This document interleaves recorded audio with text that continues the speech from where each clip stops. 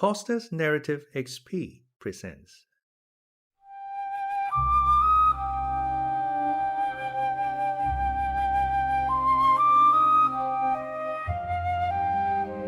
Wuthering Heights by Emily Bronte.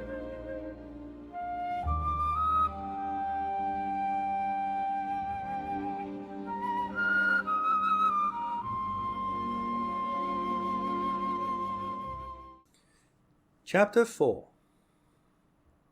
What vain weathercocks we are! I, who had determined to hold myself independent of all social intercourse, and thanked my stars that, at length, I had lighted on a spot where it was next to impracticable, I, weak wretch, after maintaining till dusk a struggle with low spirits and solitude, was finally compelled to strike my colours, and under pretence of gaining information concerning the necessities of my establishment, I desired Mrs. Dean, when she brought in supper, to sit down while I ate it, hoping sincerely she would prove a regular gossip, and either rouse me to animation or lull me to sleep by her talk. "You have lived here a considerable time," I commenced. "Did you not say 16 years?" 18, sir. I came when the mistress was married, to wait on her. After she died, the master retained me for his housekeeper." "Indeed." There ensued a pause. She was not a gossip, I feared, unless about her own affairs, and those could hardly interest me. However, having studied for an interval with a fist on either knee, and a cloud of meditation over her ruddy countenance, she ejaculated, "Ah, times are greatly changed since then." "Yes," I remarked, "you've seen a good many alterations, I suppose." "I have, and troubles too," she said. "Oh, I'll turn the talk on my landlord's family," I thought to myself. "A good subject to start. And that pretty girl widow, I should like to know her history, whether she be a native of the country, or, as is more probable, an exotic that the surly indigene will not recognize for kin." With this intention, I asked Mrs. Dean why Heathcliff left Thrushcross Grange, and preferred living in a situation and residence so much inferior. "Is he not rich enough to keep the estate in good order?" I inquired. "Rich, sir," she returned. "He has nobody knows what money, and every year it increases.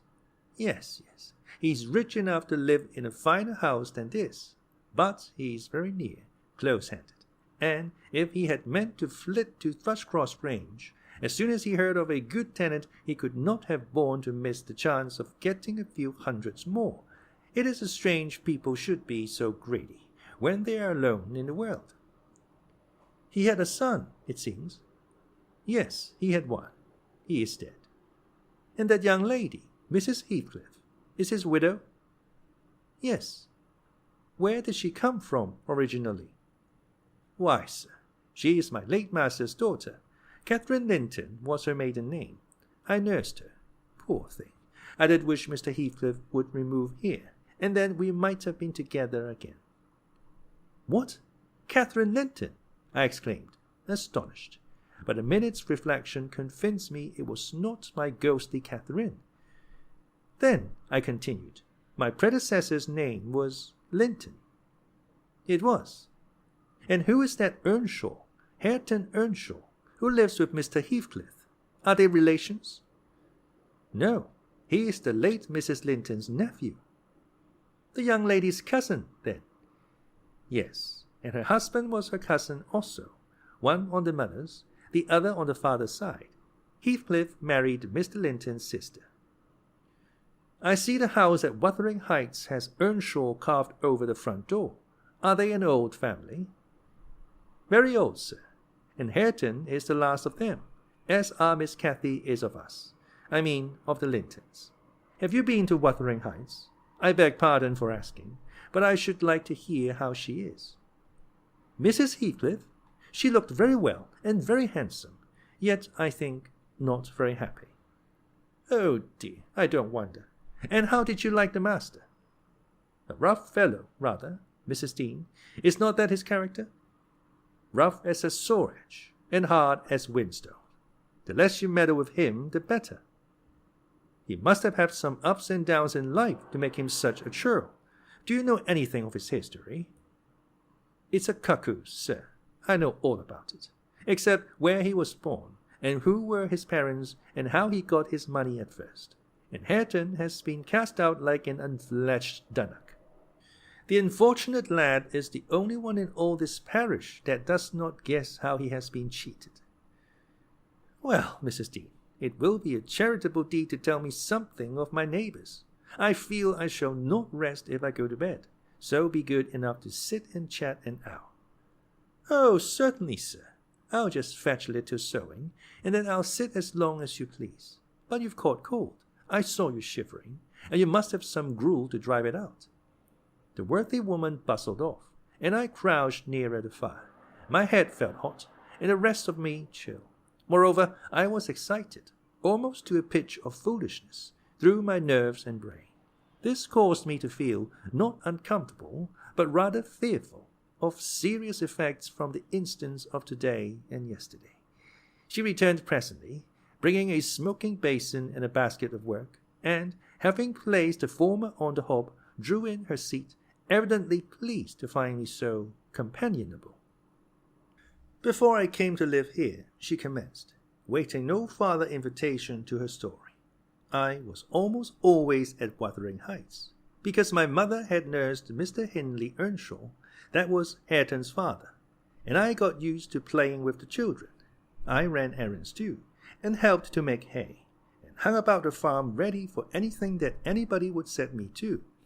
One fine summer morning, it was the beginning of harvest, I remember, Mr. Earnshaw, the old master, came downstairs, dressed for a journey, and, after he had told Joseph what was to be done during the day, he turned to Hindley and Cathy and me, for I sat eating my porridge with them, and he said, speaking to his son, "Now, my bonny man, I'm going to Liverpool to-day.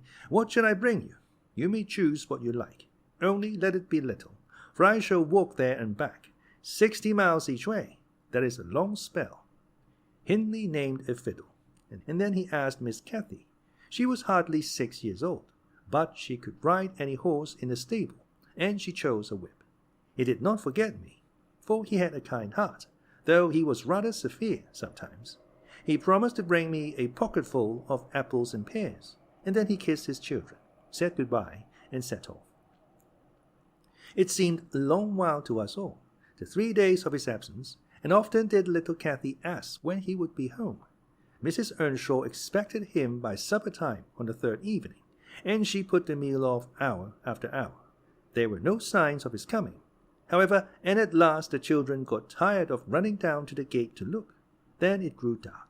She would have had them to bed, but they begged sadly to be allowed to stay up, and just about 11 o'clock the door latch was raised quietly, and in stepped the master. He threw himself into a chair, laughing and groaning, and bid them all stand off, for he was nearly killed. He would not have such another walk for the 3 kingdoms. "And at the end of it to be frighted to death," he said, opening his greatcoat, which he held bundled up in his arms.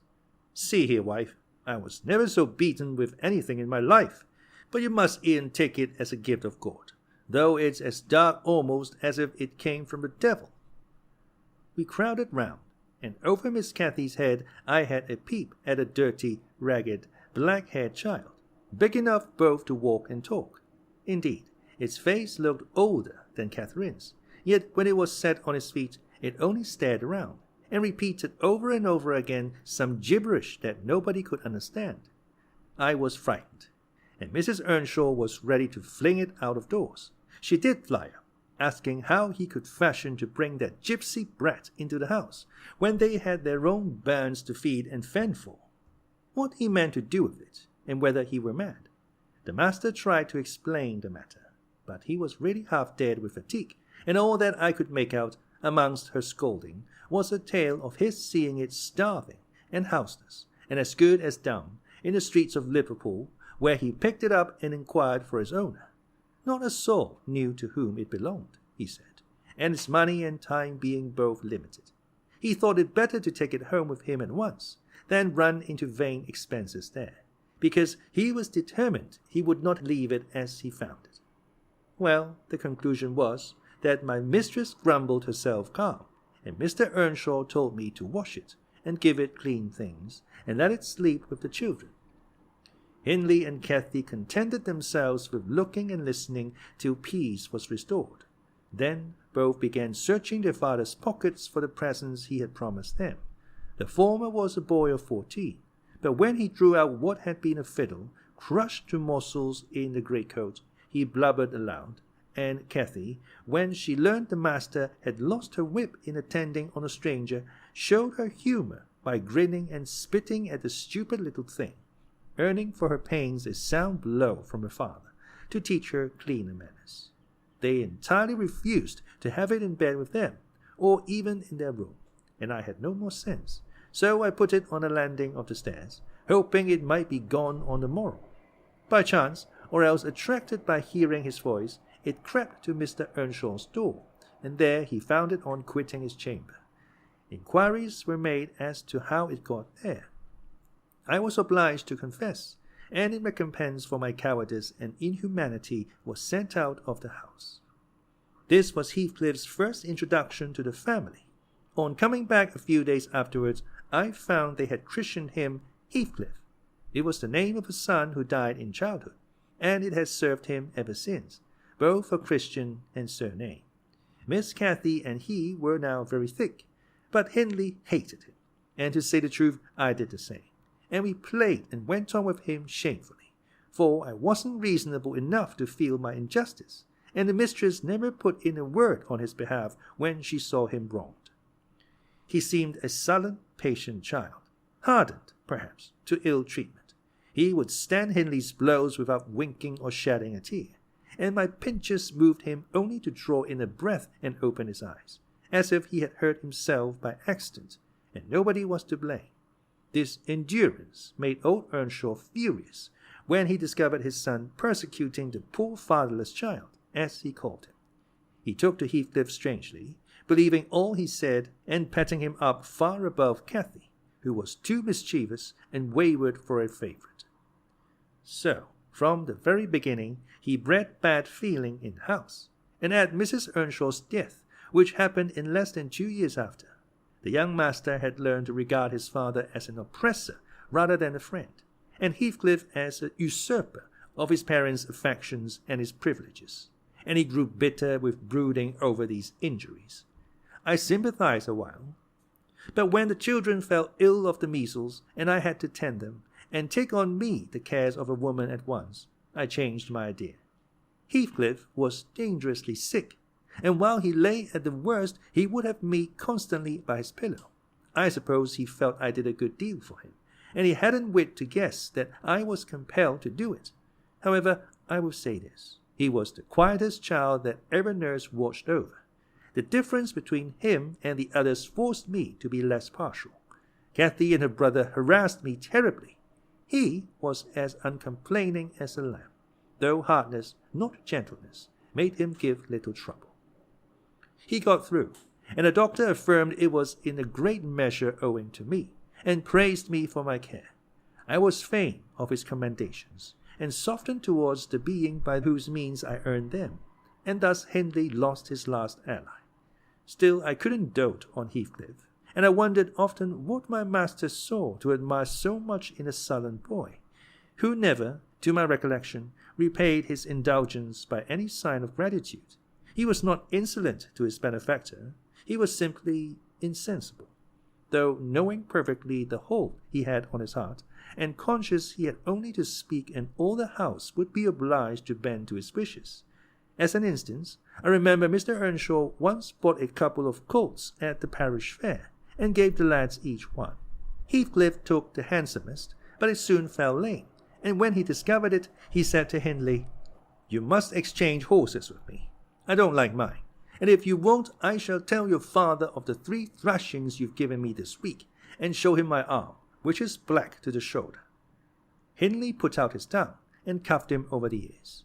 "You'd better do it at once," he persisted, escaping to the porch. "You will have to, and if I speak of these blows, you get them again with interest." "Off, dog," cried Hindley, threatening him with an iron weight used for weighing potatoes and hay. "Throw it," he replied, standing still, "and then I'll tell how you boasted that you would turn me out of doors as soon as he died, and see whether he will not turn you out directly." Hindley threw it, hitting him on the breast, and down he fell, but staggered up immediately, breathless and white, and, had not I prevented it, he would have gone just so to the master, and got full revenge by letting his condition plead for him, intimating who had caused it.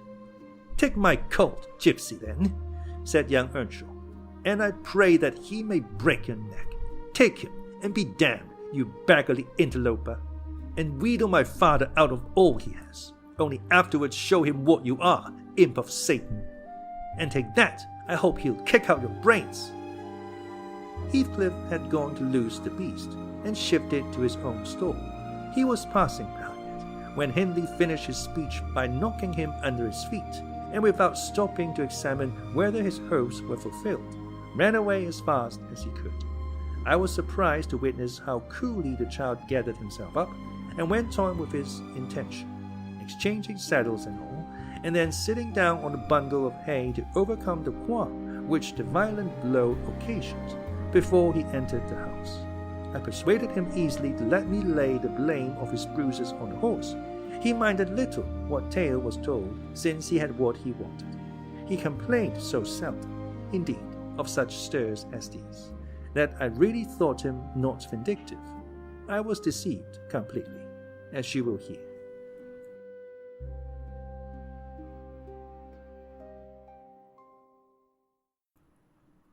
Chapter 5. In the course of time, Mr. Earnshaw began to fail. He had been active and healthy, yet his strength left him suddenly, and when he was confined to the chimney corner, he grew grievously irritable, and nothing vexed him, and suspected slights of his authority nearly threw him into fits. This was especially to be remarked if anyone attempted to impose upon, or domineer over, his favourite. He was painfully jealous lest a word should be spoken amiss to him, seeming to have got into his head the notion that, because he liked Heathcliff, all hated, and longed to do him an ill turn. It was a disadvantage to the lad, for the kinder among us did not wish to fret the master, so we humoured his partiality, and that humouring was rich nourishment to the child's pride and black tempers. Still it became in a manner necessary. Twice or thrice, Hindley's manifestation of scorn, while his father was near, roused the old man to a fury. He seized his stick to strike him, and shook with rage that he could not do it. At last our curate advised that the young man should be sent to college, and Mr. Earnshaw agreed, though with a heavy spirit, for he said Hindley was not, and would never thrive as where he wanted. I hoped heartily we should have peace now. It hurt me to think the master should be made uncomfortable by his own good deed. I fancied the discontent of age and disease arose from his family disagreements, as he would have it that it did. Really, you know, sir, it was in his sinking frame. We might have got on tolerably, notwithstanding, but for two people, Miss Cathy and Joseph, the servant. You saw him, I dare say, up yonder. He was, and is yet most likely, the wearisomest self-righteous Pharisee that ever ransacked a Bible to rake the promises to himself and fling the curses to his neighbors. By his knack of sermonizing and pious discoursing, he contrived to make a great impression on Mr. Earnshaw, and the more feeble the master became, the more influence he gained. He was relentless in worrying him about his soul's concerns, and about ruling his children rigidly. He encouraged him to regard Hindley as a reprobate, and night after night he regularly grumbled out a long string of tales against Heathcliff and Catherine, always minding to flatter Earnshaw's weakness by heaping the heaviest blame on the latter. Certainly she had ways with her such as I never saw a child take up before, and she put all of us past our patience 50 times and oftener in a day. From the hour she came downstairs till the hour she went to bed, we had not a minute's security that she wouldn't be in mischief. Her spirits were always at high water mark, her tongue always going, singing, laughing, and plaguing everybody who would not do the same. A wild, wicked slip she was, but she had the bonniest eye, the sweetest smile, and lightest foot in the parish. And after all, I believe she meant no harm. For when once she made you cry in good earnest, it seldom happened that she would not keep you company, and oblige you to be quiet that you might comfort her. She was much too fond of Heathcliff. The greatest punishment we could invent for her was to keep her separate from him, yet she got chided more than any of us on his account. In play, she liked exceedingly to act the little mistress, using her hands freely, and commanding her companions. She did so to me, but I would not bear slapping and ordering, and so I let her know. Now, Mr. Earnshaw did not understand jokes from his children. He had always been strict and grave with them, and Catherine, on her part, had no idea why her father should be crosser and less patient in his ailing condition than he was in his prime. His peevish reproofs wakened in her a naughty delight to provoke him. She was never so happy as when we were all scolding her at once, and she defying us with her bold, saucy look and her ready words, turning Joseph's religious curses into ridicule, baiting me, and doing just what her father hated most, showing how her pretended insolence, which he thought real, had more power over Heathcliff than his kindness, how the boy would do her bidding in anything, and his only when it suited his own inclination. After behaving as badly as possible all day, she sometimes came fondling to make it up at night. "Nay, Cathy," the old man would say, "I cannot love thee. Thou art worse than thy brother. Go, say thy prayers, child, and ask God's pardon.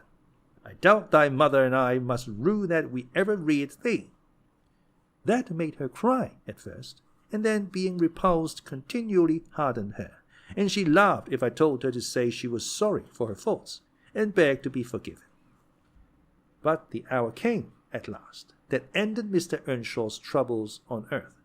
He died quietly in his chair one October evening, seated by the fireside. A high wind blustered round the house, and roared in the chimney. It sounded wild and stormy, yet it was not cold, and we were all together.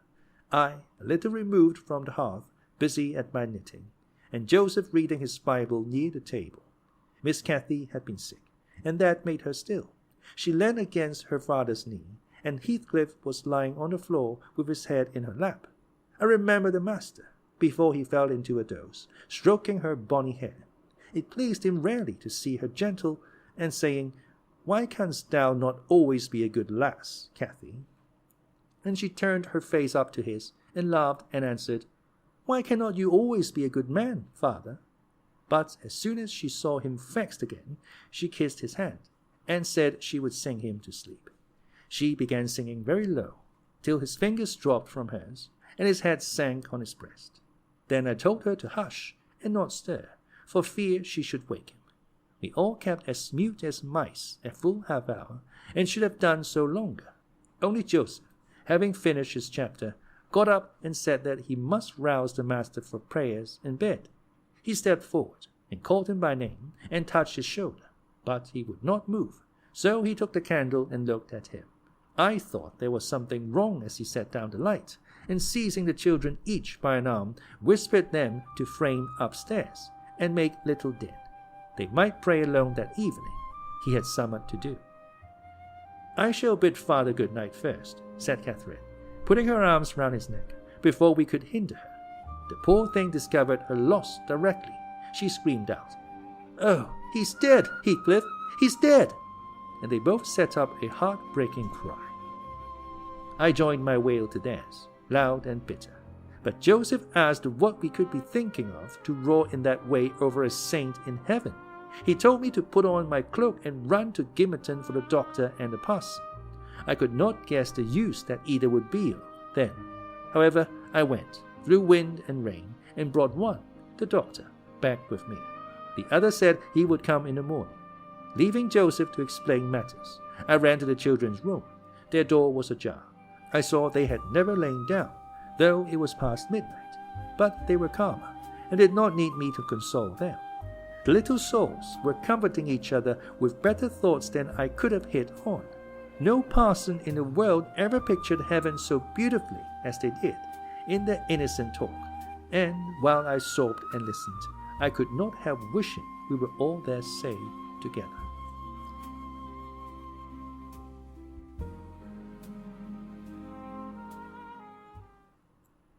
Chapter 6. Mr. Hindley came home to the funeral, and a thing that amazed us and set the neighbors gossiping right and left, he brought a wife with him. What she was and where she was born, he never informed us. Probably she had neither money nor name to recommend her, or he would scarcely have kept the union from his father. She was not one that would have disturbed the house much on her own account. Every object she saw, the moment she crossed the threshold, appeared to delight her, and every circumstance that took place about her, except the preparing for the burial and the presence of the mourners. I thought she was half silly from her behavior while that went on. She ran into her chamber and made me come with her, though I should have been dressing the children, and there she sat shivering and clasping her hands, and asking repeatedly, "Are they gone yet?" Then she began describing with hysterical emotion the effect it produced on her to see black, and started and trembled, and at last fell a-weeping. And when I asked what was the matter, answered she didn't know, but she felt so afraid of dying. I imagined her as little likely to die as myself. She was rather thin, but young, and fresh-complexioned, and her eyes sparkled as bright as diamonds. I did remark, to be sure, that mounting the stairs made her breathe very quick, that the least sudden noise set her all in a quiver, and that she coughed troublesomely sometimes, but I knew nothing of what these symptoms portended, and had no impulse to sympathize with her. We don't in general take to foreigners here, Mr. Lockwood, unless they take to us first. Young Earnshaw was altered considerably in the 3 years of his absence. He had grown sparer, and lost his color, and spoke and dressed quite differently. And on the very day of his return, he told Joseph and me we must thenceforth quarter ourselves in the back kitchen, and leave the house for him. Indeed, he would have carpeted and papered a small spare room for a parlor, but his wife expressed such pleasure at the white floor and huge glowing fireplace, at the pewter dishes and delf case and dog kennel, and a wide space there was to move about in where they usually sat, that he thought it unnecessary to her comfort, and so dropped the intention. She expressed pleasure, too, at finding a sister among her new acquaintance, and she prattled to Catherine, and kissed her, and ran about with her, and gave her quantities of presents at the beginning. Her affection tired very soon, however, and when she grew peevish, Hindley became tyrannical. A few words from her, evincing a dislike to Heathcliff, were enough to rouse in him all his old hatred of the boy. He drove him from their company to the servants, deprived him of the instructions of the curate, and insisted that he should labor out of doors instead, compelling him to do so as hard as any other lad on the farm. Heathcliff bore his degradation pretty well at first, because Cathy taught him what she learned, and worked or played with him in the fields. They both promised fair to grow up as rude as savages, the young master being entirely negligent how they behaved and what they did, so they kept clear of him. He would not even have seen after their going to church on Sundays. Only Joseph and the curate reprimanded his carelessness when they absented themselves, and that reminded him to order Heathcliff a flogging, and Catherine a fast from dinner or supper. But it was one of their chief amusements to run away to the moors in the morning and remain there all day, and the after-punishment grew a mere thing to laugh at. The curate might set as many chapters as he pleased for Catherine to get by heart, and Joseph might thrash Heathcliff till his arm ached. They forgot everything the minute they were together again, at least the minute they had contrived some naughty plan of revenge. And many a time I've cried to myself to watch them growing more reckless daily, and I not daring to speak a syllable, for fear of losing the small power I still retained over the unfriended creatures. One Sunday evening it chanced that they were banished from the sitting-room for making a noise, or a light offence of the kind, and when I went to call them to supper, I could discover them nowhere.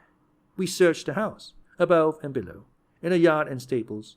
They were invisible. And at last, Hindley in a passion told us to bolt the doors and swore nobody should let them in that night. The household went to bed, and I, too anxious to lie down, opened my letters and put my head out to hearken, though it rained, determined to admit them in spite of the prohibition should they return. In a while I distinguished steps coming up the road, and the light of a lantern glimmered through the gate. I threw a shawl over my head and ran to prevent them from waking Mr. Earnshaw by knocking. There was Heathcliff by himself. It gave me a start to see him alone. "Where is Miss Catherine?" I cried hurriedly. "No accident, I hope?" "At Thrushcross Grange," he answered, "and I would have been there too, but they had not the manners to ask me to stay." "Well, you will catch it," I said. "You'll never be content till you're sent about your business. What in the world led you wandering to Thrushcross Grange?" "Let me get off my wet clothes, and I'll tell you all about it, Nelly," he replied. I bid him beware of rousing the master, and while he undressed, I waited to put out the candle. He continued. "Cathy and I escaped from the wash-house to have a ramble at liberty, and getting a glimpse of the Grange lights, we thought we would just go and see whether the Lintons passed their Sunday evenings standing shivering in corners, while their father and mother sat eating and drinking, and singing and laughing, and burning their eyes out before the fire. Do you think they do? Or reading sermons, and being catechized by their manservants, and set to learn a column of scripture names if they don't answer properly?" "Probably not," I responded. "They are good children, no doubt, and don't deserve the treatment you receive for your bad conduct." "Don't cant, Nelly," he said. "Nonsense. We ran from the top of the heights to the park without stopping. Catherine completely beaten in the race because she was barefoot. You'll have to seek for her shoes in the bog tomorrow. We crept through a broken hedge, groped our way up the path, and planted ourselves on a flower plot under the drawing-room window. The light came from thence. They had not put up the shutters, and the curtains were only half closed.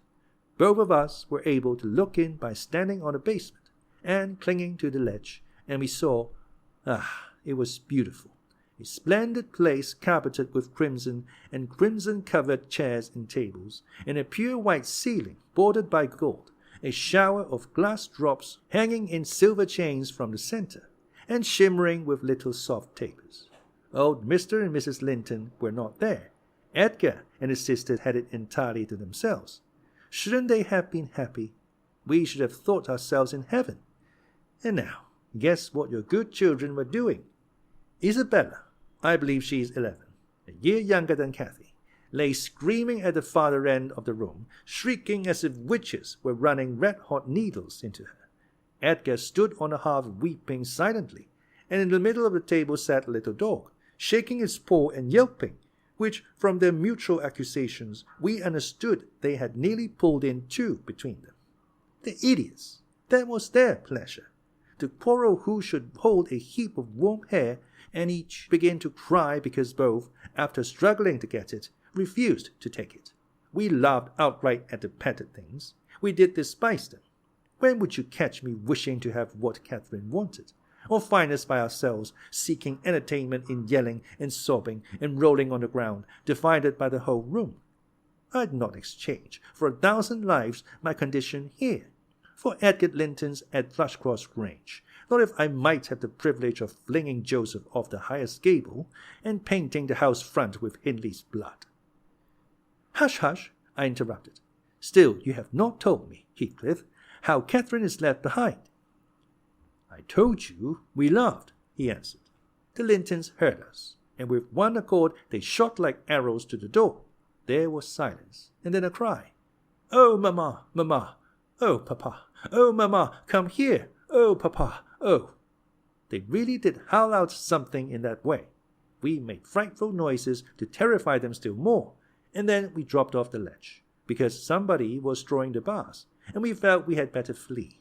I had Cathy by the hand, and was urging her on, when all at once she fell down. "Run, Heathcliff, run!" she whispered.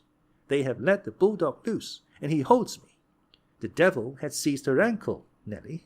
I heard his abominable snorting. She did not yell out. No, she would have scorned to do it if she had been spitting on the horns of a mad cow. I did, though. I vociferated curses enough to annihilate any fiend in Christendom. And I got a stone and thrust it between his jaws, and tried with all my might to cram it down his throat. A beast of a servant came up with a lantern, at last, shouting, "Keep fast, Skulker, keep fast!"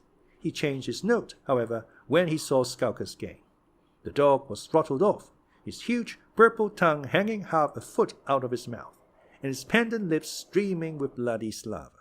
The man took Kathy up. She was sick, not from fear, I'm certain, but from pain. He carried her in. I followed, grumbling execrations and vengeance.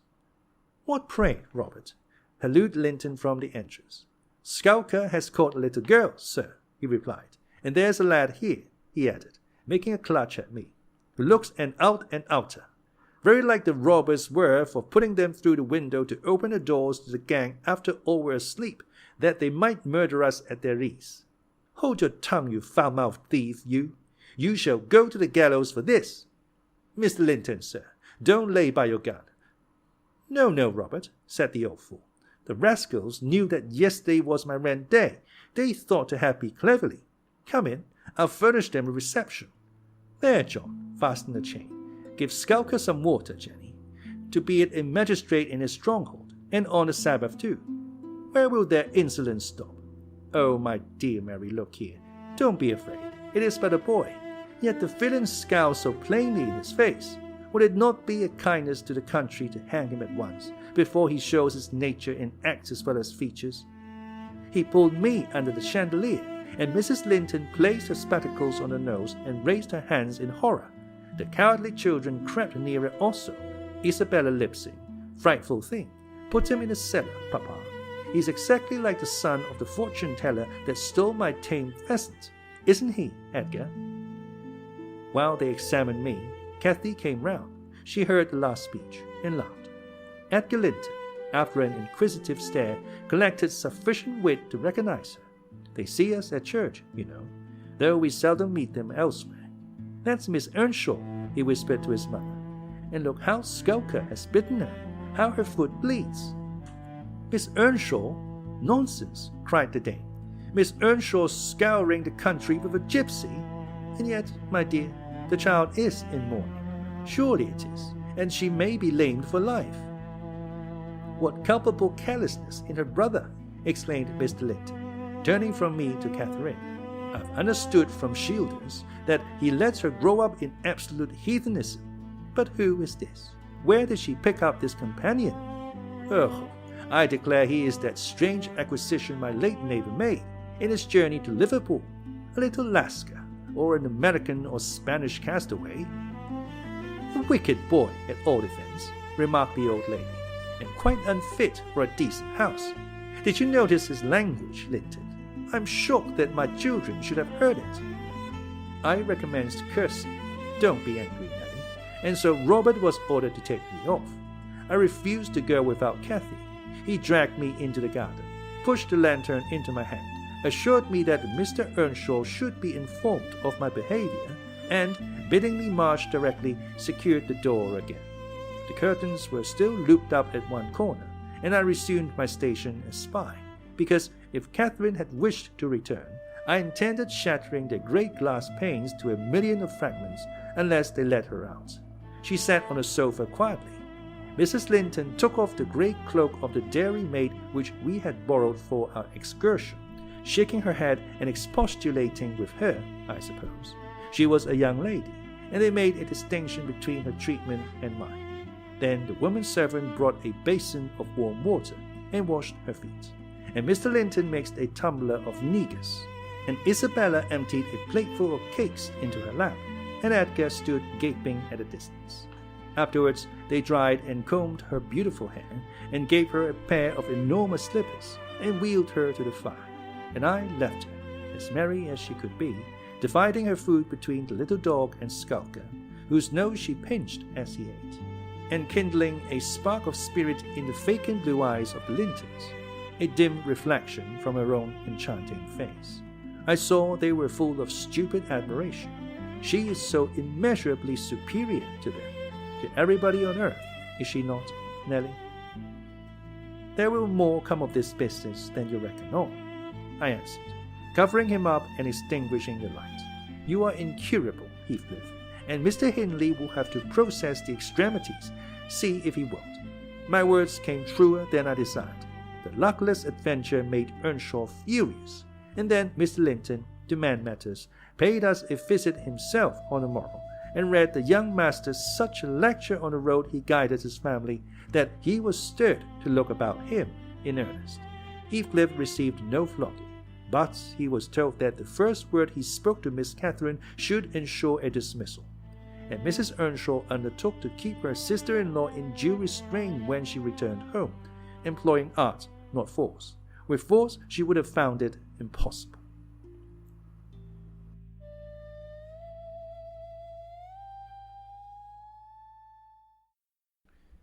Chapter 7. Cathy stayed at Thrushcross Grange 5 weeks, till Christmas. By that time her ankle was thoroughly cured, and her manners much improved. The mistress visited her often in the interval, and commenced her plan of reform by trying to raise her self-respect with fine clothes and flattery, which she took readily, so that instead of a wild, hatless little savage jumping into the house and rushing to squeeze us all breathless, there lighted from a handsome black pony a very dignified person, with brown ringlets falling from the cover of a feathered beaver, and a long cloth habit, which she was obliged to hold up with both hands that she might sail in. Hindley lifted her from her horse, exclaiming delightedly, "Why, Cathy, you are quite a beauty. I should scarcely have known you. You look like a lady now." "Isabella Linton is not to be compared with her, is she, Francis?" "Isabella has not her natural advantages," replied his wife, "but she must mind and not grow wild again here. Ellen, help Miss Catherine off with her things. Stay, dear, you will disarrange your curls. Let me untie your hat." I removed the habit, and there shone forth beneath a grand-plaid silk frock, white trousers, and burnished shoes, and while her eyes sparkled joyfully when the dogs came bounding up to welcome her, she dared hardly touch them, lest they should fawn upon her splendid garments. She kissed me gently. I was all flour making the Christmas cake, and it would not have done to give me a hug. And then she looked round for Heathcliff. Mr. and Mrs. Earnshaw watched anxiously their meeting, thinking it would enable them to judge, in some measure, what grounds they had for hoping to succeed in separating the two friends. Heathcliff was hard to discover, at first, if he were careless and uncared for, before Catherine's absence. He had been 10 times more so since. Nobody but I even did him the kindness to call him a dirty boy, and bid him wash himself once a week. And children of his age seldom have a natural pleasure in soap and water. Therefore, not to mention his clothes, which had seen 3 months' service in mire and dust, and his thick uncombed hair, the surface of his face and hands was dismally beclouded.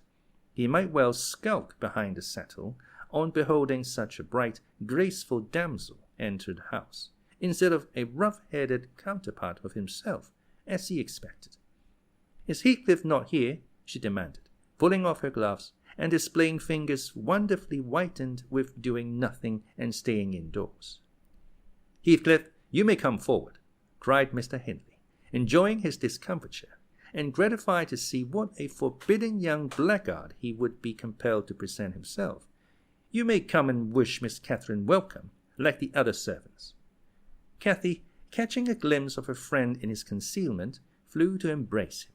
She bestowed 7 or 8 kisses on his cheek within a second, and then stopped, and drawing back, burst into a laugh, exclaiming, "Why, how very black and cross you look, and how funny and grim! But that's because I'm used to Edgar and Isabel Linton. Well, Heathcliff, have you forgotten me?" She had some reason to put the question, for shame and pride threw double gloom over his countenance, and kept him immovable. "Shake hands, Heathcliff," said Mr. Earnshaw, condescendingly. "Once in a way, that is permitted." "I shall not," replied the boy, finding his tongue at last. "I shall not stand to be laughed at. I shall not bear it." And he would have broken from the circle, but Miss Cathy seized him again. "I did not mean to laugh at you," she said. "I could not hinder myself. Heathcliff, shake hands at least. What are you sulky for? It was only that you looked odd. If you wash your face and brush your hair, it will be all right. But you are so dirty." She gazed concernedly at the dusky fingers she held in her own, and also at her dress, which she feared had gained no embellishment from its contact with his. "You needn't have touched me," he answered, following her eye and snatching away his hand. "I shall be as dirty as I please, and I like to be dirty, and I will be dirty." With that he dashed headforemost out of the room, amid the merriment of the master and mistress, and to the serious disturbance of Catherine, who could not comprehend how her remarks should have produced such an exhibition of bad temper. After playing lady's maid to the newcomer, and putting my cakes in the oven, and making the house and kitchen cheerful with great fires, befitting Christmas Eve, I prepared to sit down and amuse myself by singing carols, all alone, regardless of Joseph's affirmations that he considered the merry tunes I chose as next door to songs. He had retired to private prayer in his chamber, and Mr. and Mrs. Earnshaw were engaging Missy's attention by sundry gay trifles bought for her to present to the little Lintons, as an acknowledgment of their kindness. They had invited them to spend the morrow at Wuthering Heights, and the invitation had been accepted on one condition. Mrs. Linton begged that her darlings might be kept carefully apart from that naughty swearing boy. Under these circumstances I remained solitary. I smelt the rich scent of the heating spices, and admired the shining kitchen utensils, the polished clock, decked in holly, the silver mugs ranged on a tray ready to be filled with mulled ale for supper, and above all, the speckless purity of my particular care, the scoured and well-swept floor. I gave due inward applause to every object, and then I remembered how old Earnshaw used to come in when all was tidied and call me a cant lass, and slip a shilling into my hand as a Christmas box, and from that I went on to think of his fondness for Heathcliff, and his dread lest he should suffer neglect after death had removed him, and that naturally led me to consider the poor lad's situation now, and from singing I changed my mind to cry. It struck me soon, however, that there would be more sense in endeavoring to repair some of his wrongs than shedding tears over them. I got up and walked into the court to seek him. He was not far. I found him smoothing the glossy coat of the new pony in the stable, and feeding the other beasts according to custom. "Make haste, Heathcliff," I said. "The kitchen is so comfortable, and Joseph is upstairs. Make haste, and let me dress you smart before Miss Cathy comes out, and then you can sit together, with the whole hearth to yourselves, and have a long chatter till bedtime." He proceeded with his task, and never turned his head towards me. "Come, are you coming?" I continued. "There's a little cake for each of you, nearly enough, and you'll need half an hour's donning." I waited 5 minutes, but getting no answer left him. Catherine supped with her brother and sister-in-law. Joseph and I joined at an unsociable meal, seasoned with reproofs on one side and sauciness on the other. His cake and cheese remained on the table all night for the fairies. He managed to continue work till 9 o'clock, and then marched dumb and dour to his chamber.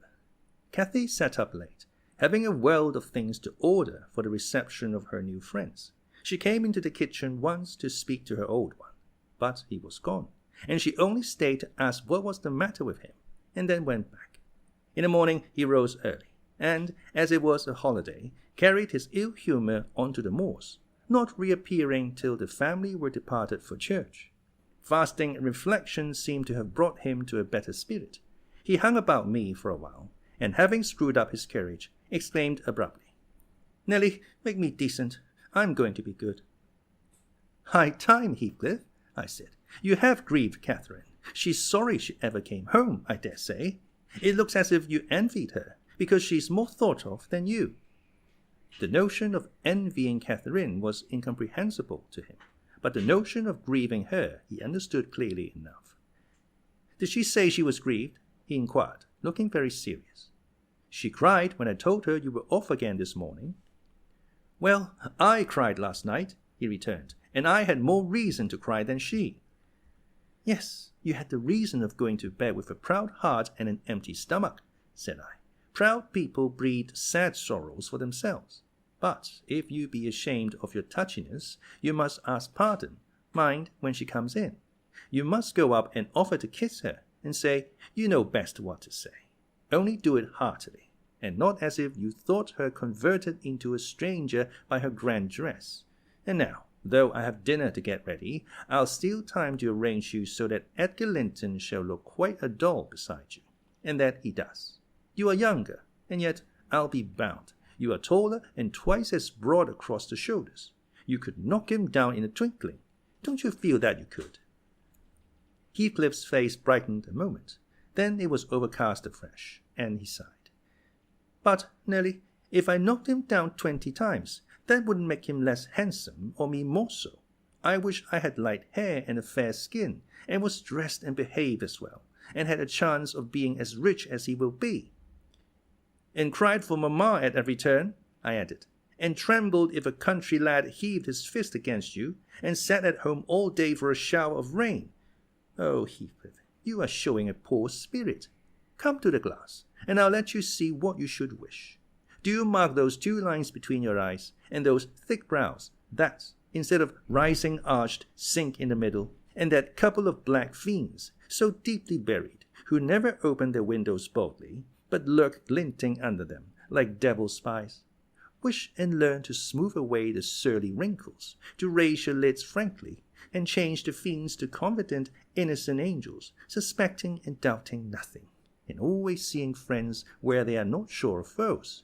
Don't get the expression of a vicious cur that appears to know the kicks it gets are its dessert, and yet hates all the world, as well as the kicker, for what it suffers. In other words, I must wish for Edgar Linton's great blue eyes and even forehead," he replied. "I do, and that won't help me to them." "A good heart will help you to a bonny face, my lad," I continued. "If you were a regular black, and a bad one will turn the bonniest into something worse than ugly. And now that we've done washing and combing and sulking, tell me whether you don't think yourself rather handsome? I'll tell you, I do. You're fit for a prince in disguise. Who knows but your father was Emperor of China, and your mother an Indian queen, each of them able to buy up with 1 week's income Wuthering Heights and Thrushcross Grange together, and you were kidnapped by wicked sailors and brought to England. Were I in your place, I would frame high notions of my birth, and the thoughts of what I was should give me courage and dignity to support the oppressions of a little farmer." So I chatted on, and Heathcliff gradually lost his frown and began to look quite pleasant, when all at once our conversation was interrupted by a rumbling sound moving up the road and entering the court. He ran to the window and I to the door, just in time to behold the 2 Lintons descend from the family carriage, smothered in cloaks and furs, and the Earnshaws dismount from their horses. They often rode to church in winter. Catherine took a hand of each of the children and brought them into the house and set them before the fire, which quickly put colour into their white faces. I urged my companion to hasten now and show his amiable humour, and he willingly obeyed. But ill luck would have it that, as he opened the door leading from the kitchen on one side, Hindley opened it on the other. They met, and the master, irritated at seeing him clean and cheerful, or, perhaps, eager to keep his promise to Mrs. Linton, shoved him back with a sudden thrust, and angrily bade Joseph keep the fellow out of the room, and send him into the garret till dinner is over. He'll be cramming his fingers in the tarts and stealing the fruit, if left alone with them a minute. "Nay, sir," I could not avoid answering, "he'll touch nothing, not he, and I suppose he must have his share of the dainties as well as we." "He shall have his share of my hand, if I catch him downstairs till dark," cried Hindley. "Begone, you vagabond! What, you are attempting to coxcomb, are you? Wait till I get hold of those elegant locks, see if I won't pull them a bit longer." "They are long enough already," observed Master Linton, peeping from the doorway. "I wonder they won't make his head ache. It's like a colt's mane over his eyes." He ventured this remark without any intention to insult, but Heathcliff's violent nature was not prepared to endure the appearance of impertinence from one whom he seemed to hate, even then as a rival.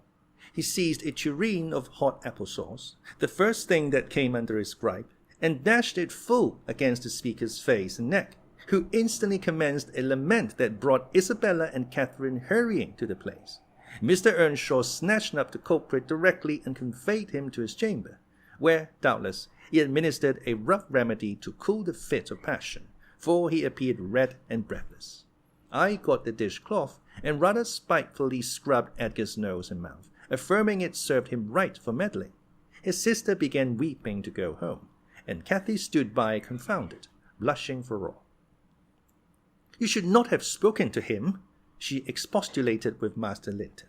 "He was in a bad temper, and now you spoiled your visit, and he'll be flogged. I hate him to be flogged. I can't eat my dinner.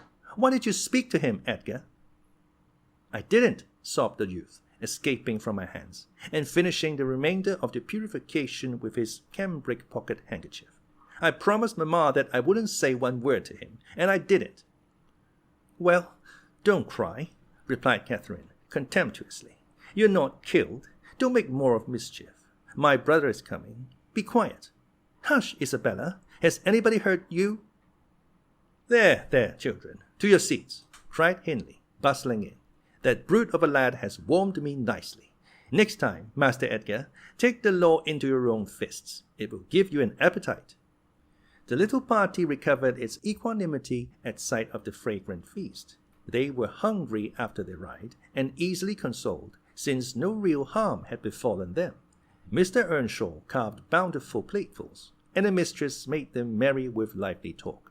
I waited behind her chair, and was pained to behold Catherine, with dry eyes and an indifferent air, commence cutting up the wing of a goose before her. An unfeeling child, I thought to myself. How lightly she dismisses her old playmate's troubles. I could not have imagined her to be so selfish. She lifted a mouthful to her lips. Then she set it down again. Her cheeks flushed, and the tears gushed over them. She slipped her fork to the floor, and hastily dived under the cloth to conceal her emotion.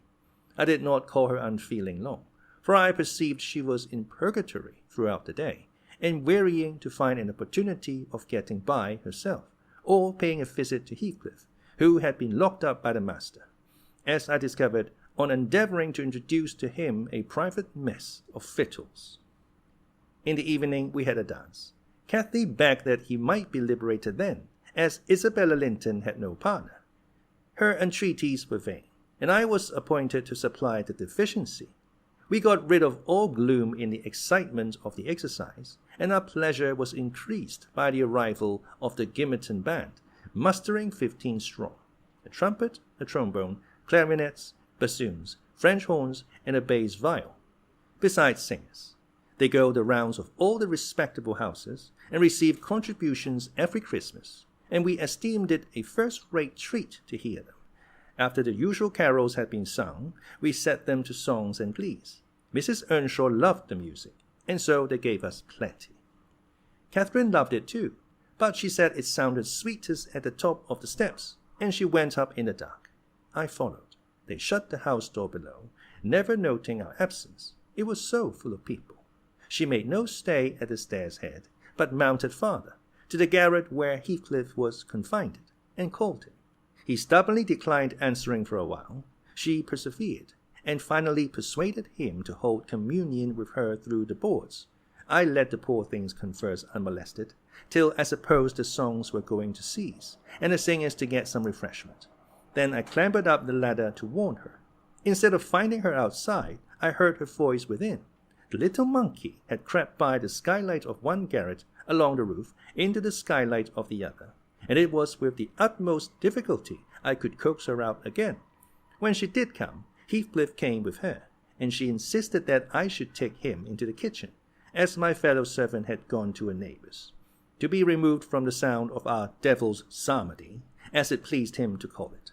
I told him I intended by no means to encourage their tricks, but as the prisoner had never broken his fast since yesterday's dinner, I would wink at his cheating Mr. Hindley that was. He went down.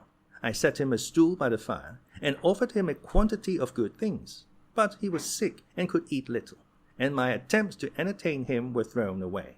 He leaned his 2 elbows on his knees and his chin on his hands, and remained wrapped in dumb meditation. On my inquiring the subject of his thoughts, he answered gravely, "I'm trying to settle how I shall pay Hindley back. I don't care how long I wait, if I can only do it at last. I hope he will not die before I do." "For shame, Heathcliff," said I. "It is for God to punish wicked people. We should learn to forgive." "No, God won't have the satisfaction that I shall," he returned. "I only wish I knew the best way. Let me alone, and I'll plan it out. While I'm thinking of that, I don't feel pain." "But, Mr. Lockwood, I forget these tales cannot divert you. I'm annoyed how I should dream of chattering on at such a rate, and you grew cold, and you're nodding for bed. I could have told Heathcliff's history, all that you need hear, in half a dozen words." Thus interrupting herself, the housekeeper rose, and proceeded to lay aside her sewing, but I felt incapable of moving from the hearth, and I was very far from nodding. "Sit still, Mrs. Dean," I cried. "Do sit still another half an hour. You've done just right to tell the story leisurely.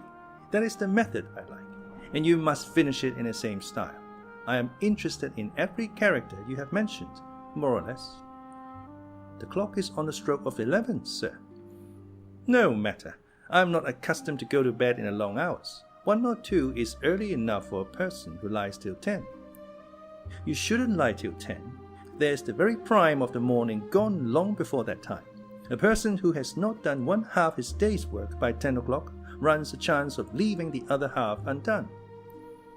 "Nevertheless, Mrs. Dean, resume your chair, because tomorrow I intend lengthening the night till afternoon.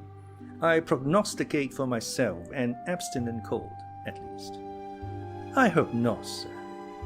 "Well, you must allow me to leap over some 3 years. During that space, Mrs. Earnshaw—" "No, I'll allow nothing of the sort. Are you acquainted with the mood of mind in which, if you were seated alone, and a cat licking its kitten on the rug before you, you would watch the operation so intently that Puss's neglect of one ear would put you seriously out of temper? A terribly lazy mood, I should say." "On the contrary, a tiresome, active one. It is mine at present, and therefore continue minutely. I perceive that people in these regions acquire over people in towns the value that a spider in a dungeon does over a spider in a cottage to their various occupants. And yet the deepened attraction is not entirely owing to the situation of the looker-on. They do live more in earnest, more in themselves, and less in service, change, and frivolous external things. I could fancy a love for life here almost possible, and I was a fixed unbeliever in any love of a year's standing. One state resembles setting a hungry man down to a single dish on which he may concentrate his entire appetite and do it justice. The other introducing him to a table laid out by French cooks. He can perhaps extract as much enjoyment from the whole, but each part is a mere atom in his regard and remembrance. "Oh, here we are the same as anywhere else, when you get to know us," observed Mrs. Dean, somewhat puzzled at my speech. "Excuse me," I responded. "You, my good friend, are a striking evidence against that assertion. Excepting a few provincialisms of slight consequence, you have no marks of the manners which I am habituated to consider as peculiar to your class. I am sure you have thought a great deal more than the generality of servants think. You have been compelled to cultivate your reflective faculties for want of occasions for frittering your life away in silly trifles." Mrs. Dean laughed. "I certainly esteem myself a steady, reasonable kind of body," she said. "Not exactly from living among the hills and seeing one set of faces, and one series of actions, from year's end to year's end. But I have undergone sharp discipline, which has taught me wisdom. And then I have read more than you would fancy, Mr. Lockwood. You could not open a book in this library that I have not looked into, and got something out of also, unless it be that range of Greek and Latin, and that of French, and those I know one from another. It is as much as you can expect of a poor man's daughter. However, if I am to follow my story in true gossip's fashion, I had better go on. And instead of leaping 3 years, I will be content to pass to the next summer. the summer of 1778, that is nearly 23 years ago.